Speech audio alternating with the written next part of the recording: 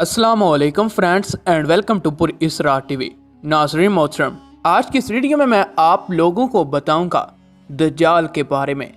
दज्जाल कौन होगा, दज्जाल कैसे आएगा, दज्जाल लोगों के साथ क्या करेगा।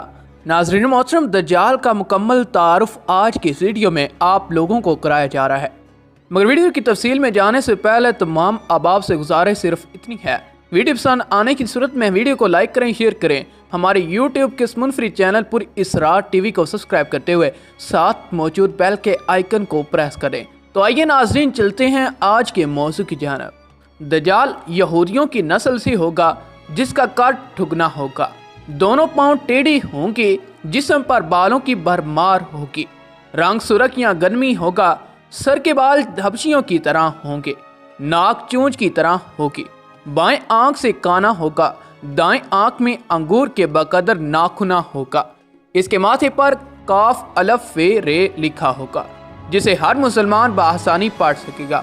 इसकी आंख सोई होगी मगर दिल जागता रहेगा। शुरू में वो ईमान और इस्लाह का दावा लेकर उठेगा, लेकिन जैसे ही थोड़े बहुत मुतबईन मुयस्सर होंगे वो नबूवत और फिर खुदाई का दावा करेगा। इसकी सवारी भी इतनी बड़ी होगी कि इसके दोनों कानों का दरमियानी फासला ही 40 गज का होगा। एक कदम तहद निगाह मुसाफत को तय कर लेगा। दज्जाल पक्का झूठा और आला दर्जे का शुबदेबाज होगा। इसके पास गल्लों के ढेर और पानी की नहरें होंगी। जमीन में मदफून तमाम खजाने बाहर निकलकर शहद की मक्खियों की मानद इसके साथ हो लेंगे। नाजरीन, जो कबीला इसकी खुदाई पर ईमान लाएगा, दज्जाल उस पर बारिश बरसाएगा, जिसकी वजह से खाने पीने की चीजें उबल पड़ेगी और दरख्तों पर फल आ जाएंगे। नाज़रीन मोहतरम, कुछ लोगों से आकर कहेगा कि अगर मैं तुम्हारे माँ और बापों को जिंदा कर दूं तो तुम क्या मेरी खुदाई का इकरार करोगे? तो लोग इस बात में जवाब देंगे हाँ।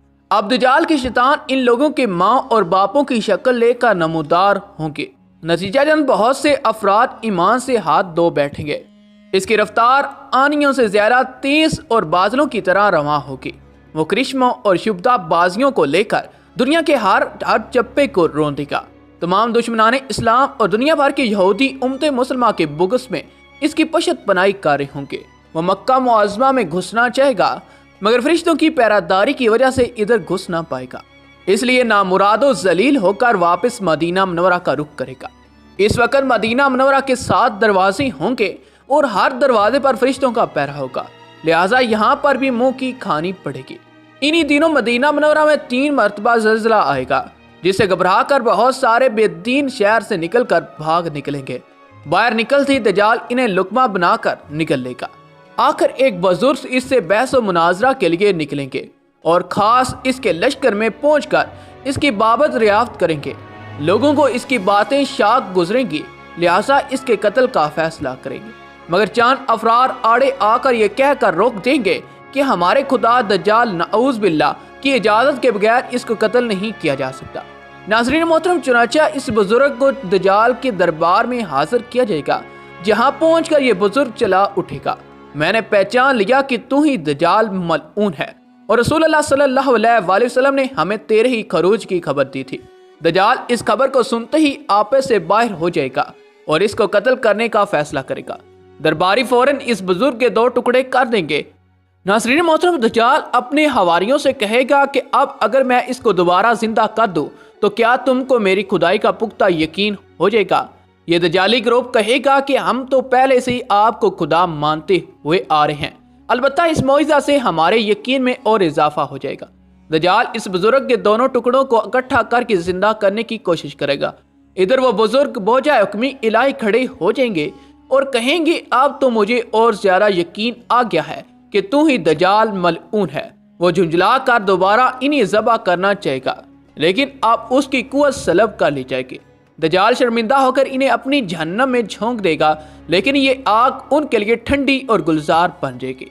इसके बाद वो शाम का रुख करेगा, लेकिन दमशक पहुंचने से पहले ही हजरत इमाम महदी अलैहिस्सलाम वहां आ चुके होंगे। दज्जाल दुनिया में सिर्फ 40 दिन रहेगा। उसका एक दिन 1 साल के बराबर होगा, दूसरा दिन 1 महीना के बराबर और तीसरा दिन 1 हफ्ता के बराबर होगा। नाज़रीन मोहतरम, बकिया मामूल के मुताबिक होंगे। हजरत इमाम महदी अलैहिस्सलाम दमश्क पहुंचते ही زور و شور سے جنگ کی تیاری شروع کر دیں گے، لیکن صورتحال بظاہر دجال کے حق میں ہوگی، کیونکہ وہ اپنے مادی و افرادی طاقت کے بل پر پوری دنیا میں اپنی دھاک بٹھا چکا ہوگا۔ اس لیے عسکری طاقت کے اعتبار سے تو اس کی شکست بظاہر مشکل نظر آ رہی ہوگی، مگر اللہ کی تائید اور نصرت کا سب کو یقین ہوگا۔ ناظرین محترم، حضرت امام مہدی علیہ السلام اور تمام مسلمان اسی امید کے ساتھ دمشق میں دجال کے ساتھ جنگ کی تیاریوں میں ہوں گے۔ تمام مسلمان نمازوں کی ادائیگی دمشق کے قدیم شاہراہ آفاق مسجد میں جامع عمومی میں ادا کرتی ہوں گے۔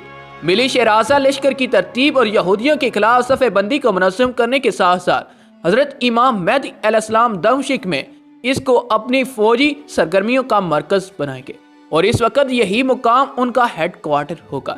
حضرت امام مہدی علیہ السلام ایک دن نماز پڑھانے کے لیے مصلی کی طرف بڑھیں گے تو عین اسی وقت حضرت عیسیٰ علیہ السلام کا نزول ہوگا۔ نماز سے فارغ ہو کر لوگ دجال کے مقابلے کے لیے نکلیں گے۔ دجال حضرت عیسیٰ علیہ السلام کو دیکھ کر ایسے گھلنے لگے گا جیسے نمک پانی میں گھل جاتا ہے، پھر حضرت عیسیٰ علیہ السلام آگے بڑھ کر اس کو قتل کر دیں گے، اور ناظرین حالت یہ ہوگی کہ شجر و حجر آواز لگائیں گے کہ اے روح اللہ، میرے پیچھے یہودی چھپا ہوا ہے۔